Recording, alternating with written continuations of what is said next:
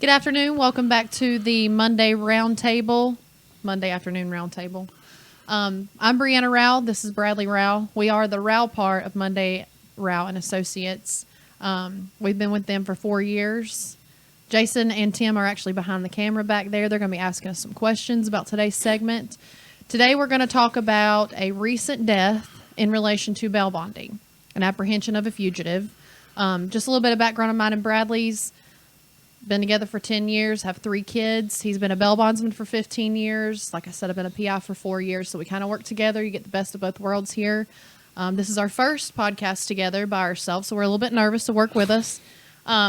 Bradley's going to be telling us about the laws on what they can and can't do as bail bondsmen. Kind of give us an expert witness onto what you can and can't do, what follows whenever someone needs to be apprehended. A little bit about the person who had passed away, a little bit about their background. We're not going to give any names, but we just want to bring awareness to situations like this and tell people a little bit about what he does. And so if you want to kickstart this. Kind of what I'm doing today is just kind of informing you with this, the information of what I've gathered on the situation that happened in Morganton, North Carolina. It's considered really Burke County. So what happened is bondsman, they got an individual out of jail. He missed court. What was he on bond for? DWI. DWI. So they multiple, right? He had multiple, but this one was just one DWI and a little bit of traffic charges that tacked onto it. Bondsman got a tip that he was at this location. A couple of them went to the location. It just so happens to be the girlfriend's house. When they got there, they were talking to the girlfriend. Well, the individual that they were looking for actually started talking to him through the window. So they made contact with him. So they made contact with him. They knew he was actually in the house. So once they made contact and they was talking to him, the bondsman that actually got him out went to the front of the house, and that's when they kicked the door in and proceeded to enter the residence. When they entered the residence, they went to a back room, which is where the fugitive... The bail bondsmen have every right to go inside because they made contact with him, yes, right? Okay. Exactly. Well, even though it wasn't his place of residence. Yeah, when they made contact with him, he said to the window, he's like, hey, I'm not coming to the door because this isn't my residence. So I'm guessing he assumed that since it's not his house that he didn't have to go to the door, which in fact, once you made contact, once he talked to him, they have every right to enter the home. I mean, that's just part of the job. That's what the yellow piece of paper's for. Yes. Forfeitures. So when they entered the house, turns out he was in the back room. All the bondsmen went to the back room, and the girlfriend stayed in the living room. Shortly after, and it was girlfriend's residence, right? Girlfriend's residence, correct. Shortly after, the girlfriend heard gunshots, and that's when everything went quiet.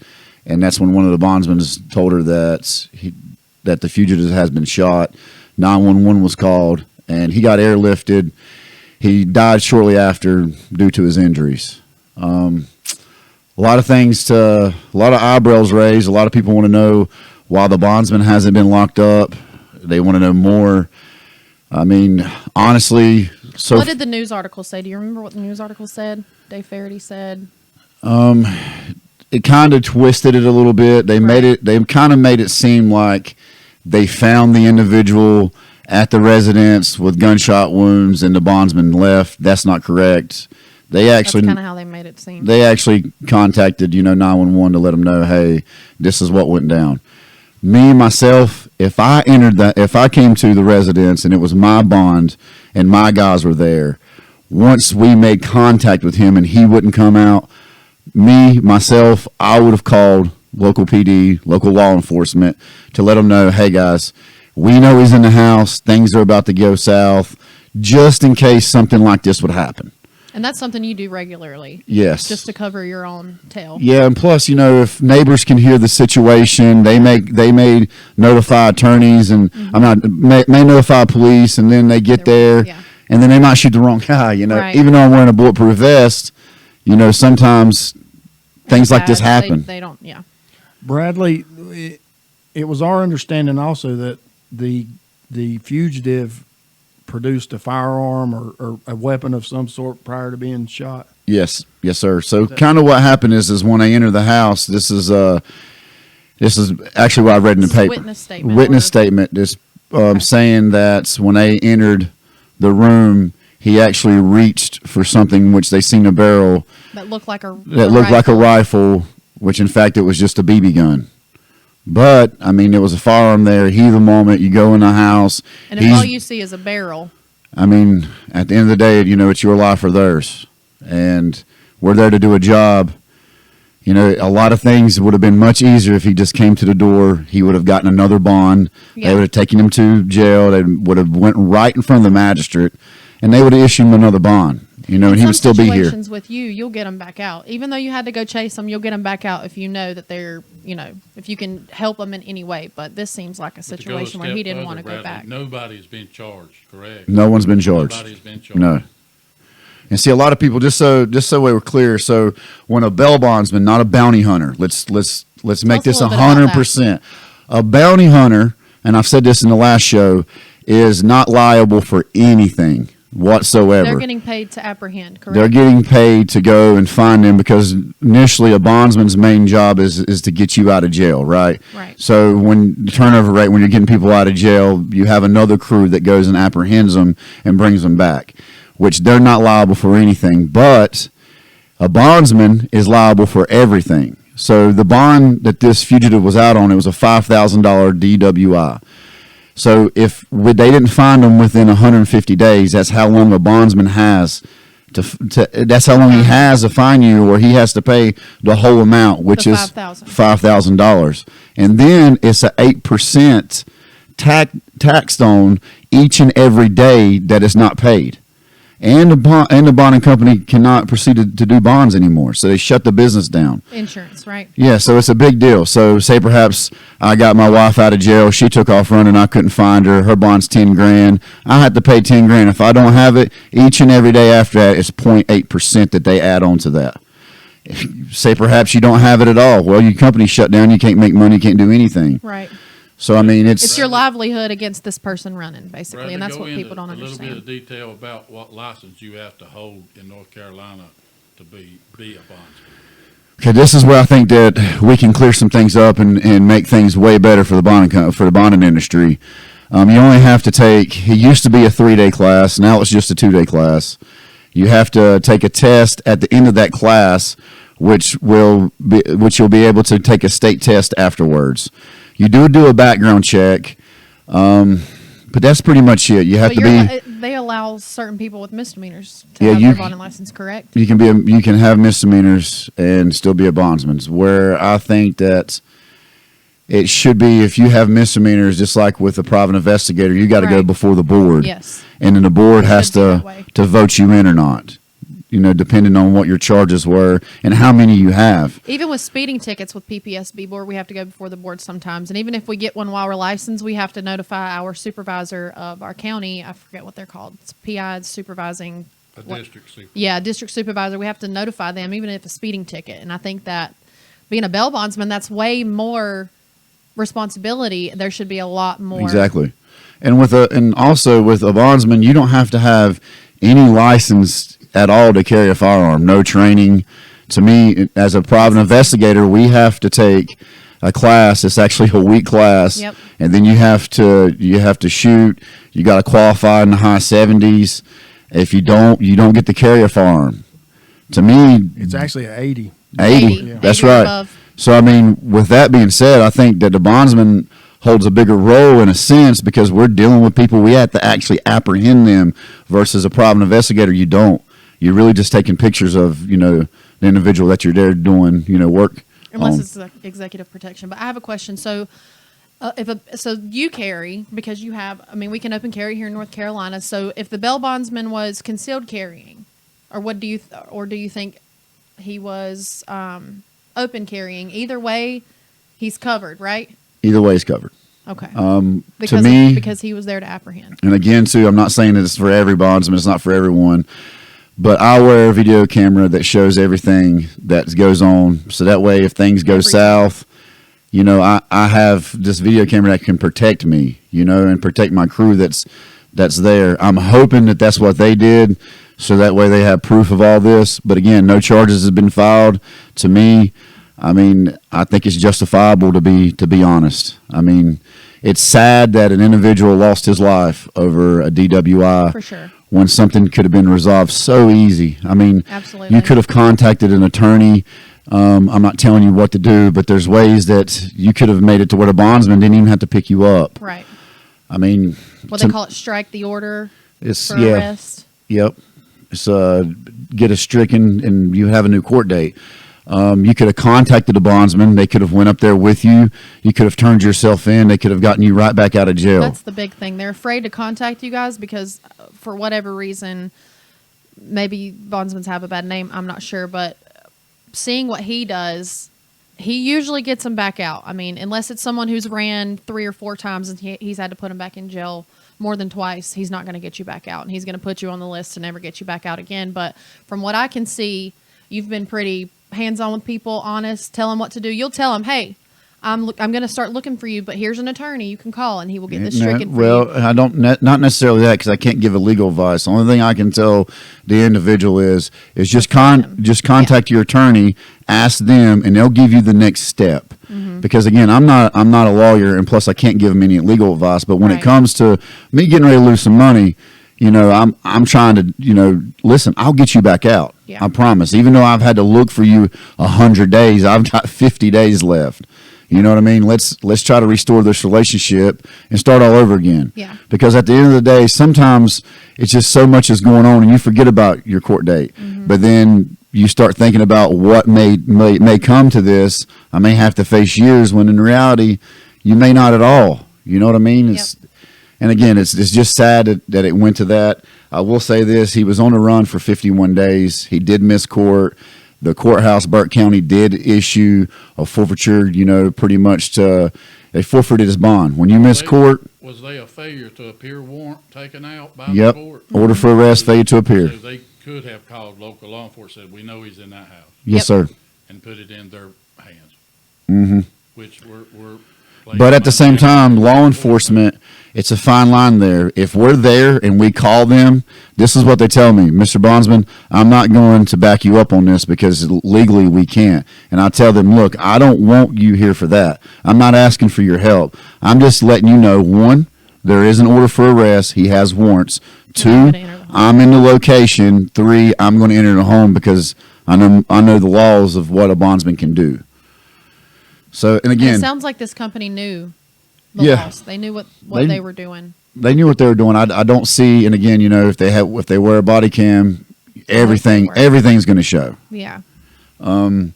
Get back on that, the individual did have prior is 13 other DWIs, So he may have potentially been facing prison.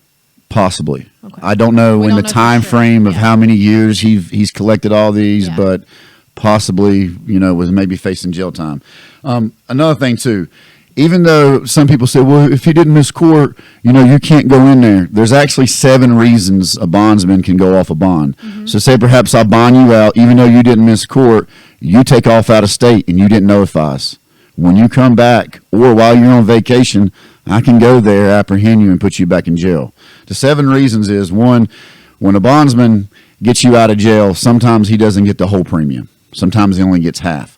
So if you failed to pay the rest of that premium, a bondsman can go off your bond. And pretty much what that means is if the bond's $10,000, you paid X amount of dollars, maybe $500, and the bondsman goes off your bond, you start all over again. Mm-hmm. So now you got to pay someone else. So all that money that you did pay to initially get out, you've lost. Mm-hmm. Another reason is if you change your address and don't notify the bondsman.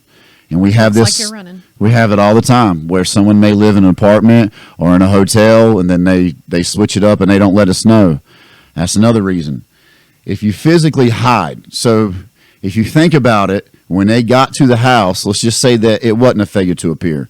When they got there and they said, hey, just to give an example, hey, John, come to the door. We need to talk to you. And he says no, and he don't come to the door. Is that not physically hiding in a sense? So there's another reason. If he leaves the state without notifying the bondsman, that's one. If he violates any court order, well, again, he didn't show for court, so that's violating it. Mm-hmm. If he fails to disclose any information about any other charges that he may have been out on, and the last one is providing false information, addresses, false names at any Yeah. point on the application That or happens to a the good court. bit, huh? Happens a lot. What they'll do to a bondsman and to the justice or when they get apprehended or get locked up, they won't tell the officer their actual address. Yeah. They'll give them mom's address. Right. So if they miss court and they go and try to serve the forfeiture or the order for arrest on them, the warrants, they'll go to mom's house instead of their actual address. So it gives them a tip because mom Mama calls never them. knows where they're at. Right? No, I ain't gonna tell them. They definitely. Mama's usually solid. Dad. Yes. That's funny. So a couple things again, like I said, I don't see where the bondsman did anything wrong here. I believe it's justifiable. The only thing I would have, in my opinion, my personal opinion, one thing I would have changed is once I got there, knew he was in the home, knew that things were getting ready to go south, I would have contacted local law enforcement. I mean, That's what you would have done it's just a smart thing to do. Yeah. Because here's another thing. What if they showed up and this happened? Now law enforcement sees it. Right. You know what I Right. mean? So that's definitely one of the things I would have done differently. Out of the people you get out of jail, what percentage do you think are actively running or that you have in your whole career? I've actually been a bondsman for 14 years, not 15, but I do. It's coming up on 15. I do like you giving me that extra year. I would say the ones. Most of the people don't run. Most of the people don't run. I would say only about 25% know that they're actually running. Now, there is about another 25%, and it's really the young youth that just don't care. They'll get a ticket. Say they got a ticket for, just say a seatbelt ticket, because this has happened before, and they didn't show up for court, and they missed it, and then they give them, a bond for a failure to appear because you didn't show up for court for a seatbelt ticket. And now And then take off to South Carolina or something crazy. Exactly. So I mean, it's usually, and surprisingly, it's the petty charges, like the small bonds. Yeah. Anything below a 5,000, usually they run like crazy. Yeah. Anything above that, believe it or not, they actually do what they're supposed to. Yeah. Most of the time. Do you think in the last several years the bail bonds business has gotten better or worse, or what do you think? That's a good question.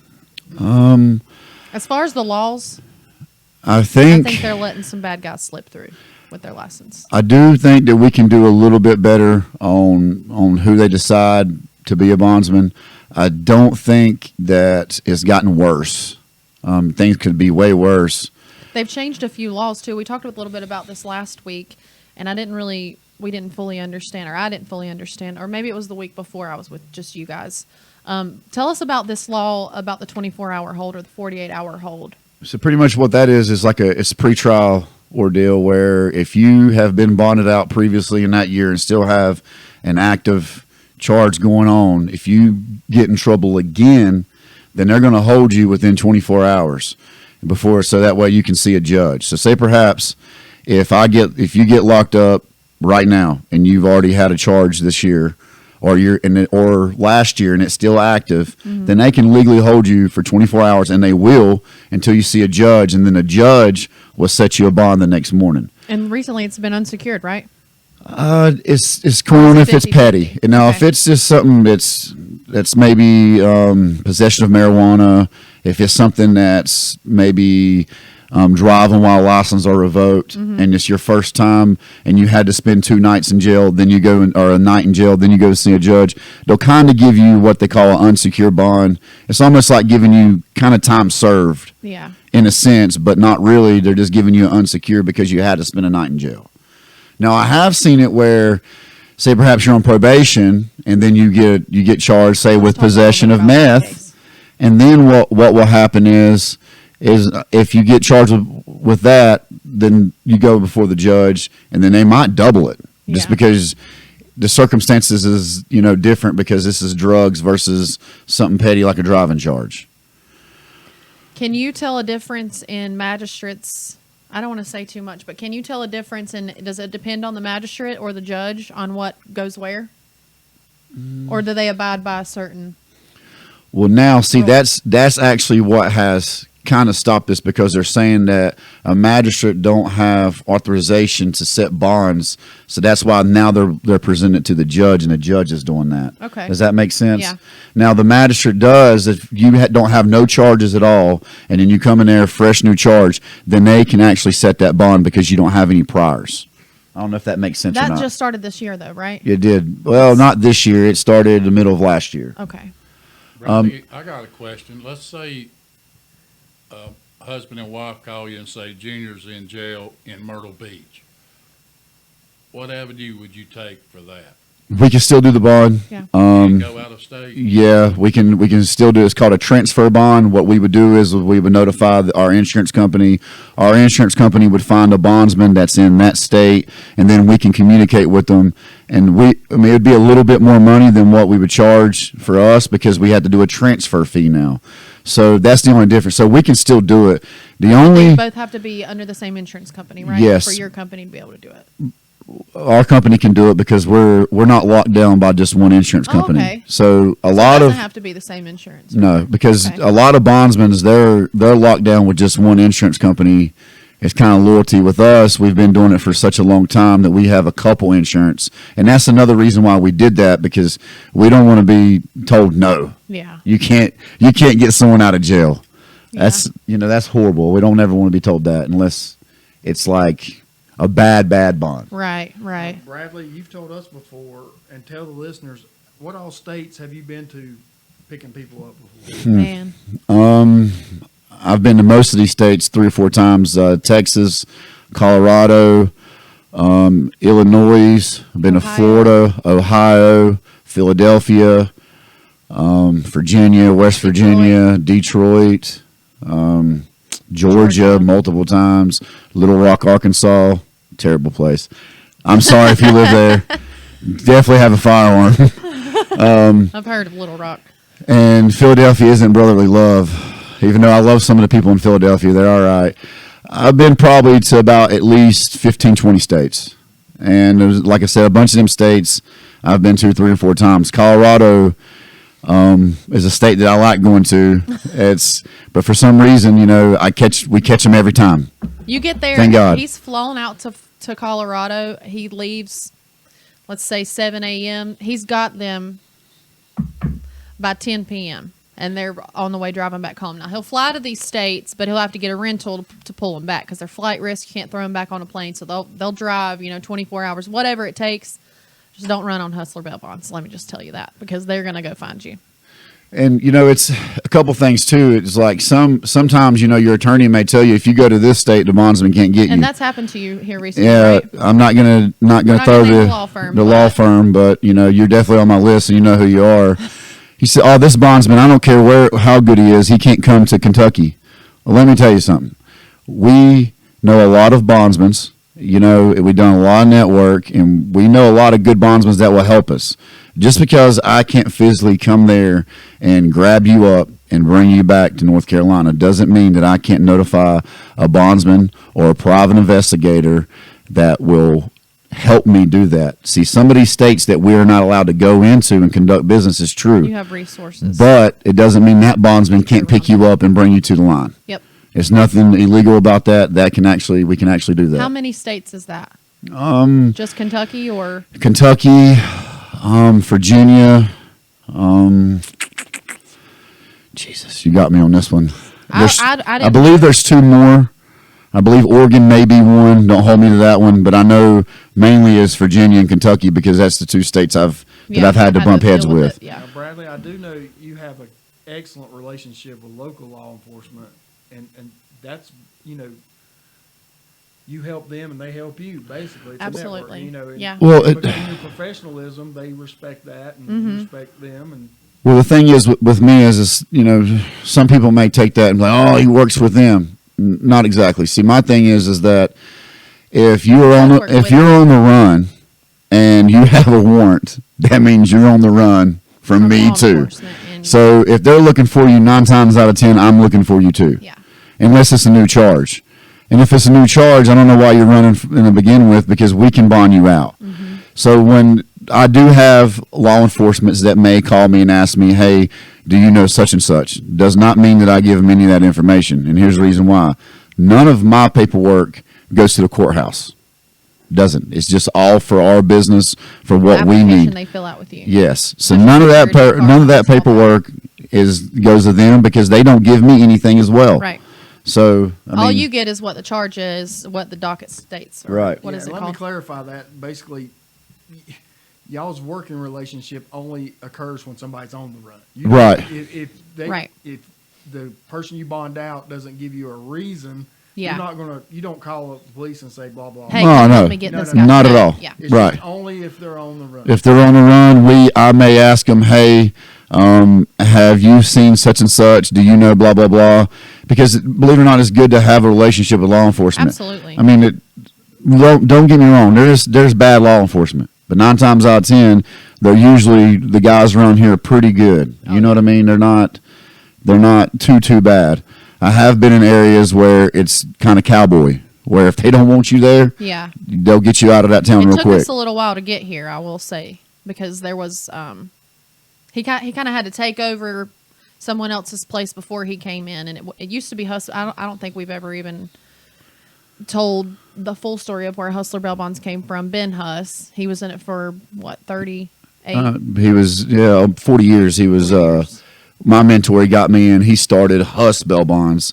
When he passed away, we kind of had to change the name because a lot of things went And south. his name gave us a lot of the relationships that we have because of the relationship. He kind of taught you everything, and then you Yep. kind of taught me everything. I'm not gonna lie. I mean, an interesting fact is everybody thinks that Ben was from Conover, but he was actually from Lincoln. His family was.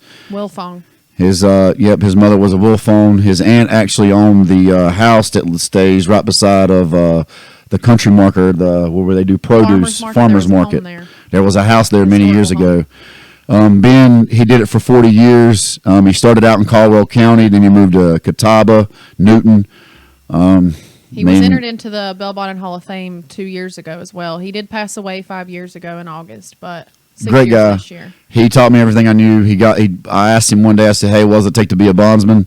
I thought I wanted to start my own business. And he said, look, if you don't know the business, I'll teach you. Didn't know me from Adam. He just took a liking to me. And let me tell you, if it wouldn't be for him, I wouldn't be here where I'm at. I would have never been a bondsman. I would have never been a private investigator. And also thanks to Jason, because, he took me in as a private investigator. And, I would have never got that kickstart. So Yep. honestly, in life, have a mentor. You got to have someone Or be that will a help you mentor out. if you don't have one. Try to. For sure. What if a person needs to get out of jail? How can they get a hold of you?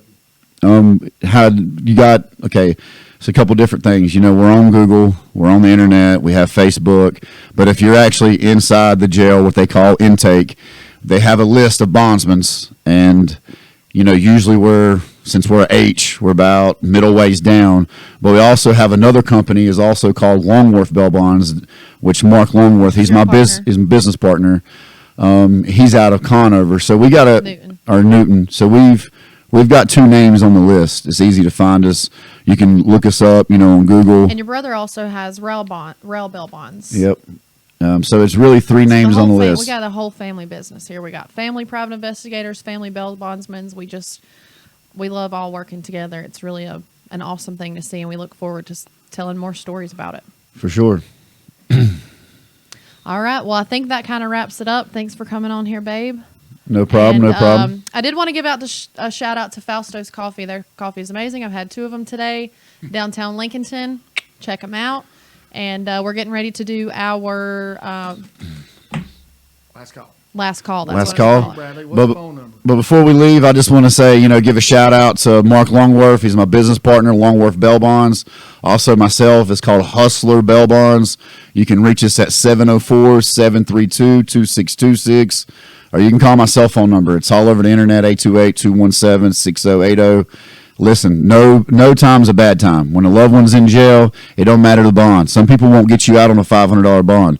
Your loved one should not sit in jail over $75 just because your local bondsman is too That's what lazy separates you from a lot. to get their lazy hind in and up. Because look, your loved one has to get to work, so your power bill gets cut off because of $75. because he wasn't able to get out of jail and go to work, and now you can't provide for your family. So I think that's a bunch of crap. So the small bonds, the big bonds, if you're in North Carolina, if you're in another state, you need help, reach out, man. We'll do whatever we can to help you. Your freedom. Thank you for coming on. It's going to be a good episode. Thank you. Thank you, guys so thank you, much. thank you. Everybody stick around for last call. Thank you. God bless.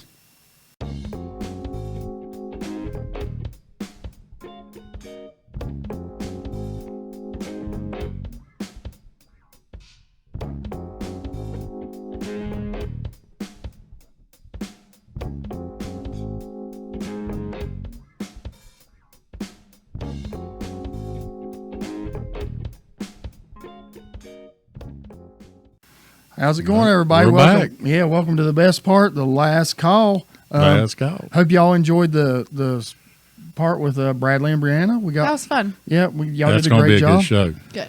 So today's last call, we've got Bankers Club Kentucky Straight Bourbon Whiskey. A little bit about this whiskey. It's It's a pretty bottle. it's a nice looking bottle. It's this distillery has been around since 1698. Wow. When Alexander Laird, his last name's Laird, immigrated from Fife County in Scotland to America, where he settled in New Jersey, where he started a distillery as he did in Scotland. His family, over 300 years later, is still producing it. The Laird family, 8 generations. Cool. This particular bourbon, they do all kinds of bourbon and whiskeys. This one is aged 5 years and bottled with select barrels. It's rich, smooth, and full of character. You can drink it straight on the rocks or with your favorite cocktail. The nose, it has a light with vanilla and mint tones. Taste, notes of oak and caramel with brown sugar. Finish, lingering oak and caramel flavors, and it's 80 proof. So we're going to give it a shot. It's got a nice look to it. Yeah. They it were, looks pretty smooth. Bankers Club Reserve. Oh, I smell it from here. And we're back in Kentucky. Last 2 episodes, we had a Indiana and a Texas. Yeah. So we're We were back just in talking the about great Kentucky state of Bailbonding Kentucky earlier, so Yep. for Sour Mash whiskey. I'm a little nervous. If I make a funny face, don't laugh. Yeah, it's got a good cold. I'm nervous Good already. It's smell. it's 80 proof. All right, what are we going to salute to? Martin Luther King Day. Martin Yeah. Luther King Day. Yeah, that's We had today's Martin Luther King Had Day. a parade in town. I and know. everything. We had to wait a second because it was the bands were out there. All right. Oh, that's not bad at all. That's a. It's I 80 gotta proof, sip but it. you can tell it's Yeah. it's got a little kick. Yeah. Yeah. Good color. Like Brianna said, good package, good looking bottle. The bite's definitely on the back end. Oh yeah, that second one. Good flavor. What about think them what I would- Cowboys? I know. Are y'all Cowboys fans? No.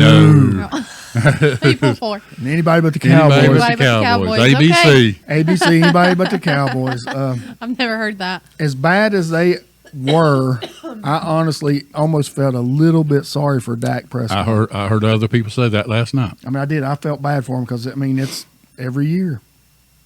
I wouldn't have a clue. I don't watch sports. I think they get paid too much, but You're I right on enjoy the money there. listening to On everybody else the speak Major out. League Baseball, seen our Braves have signed a bunch of pitchers Yep.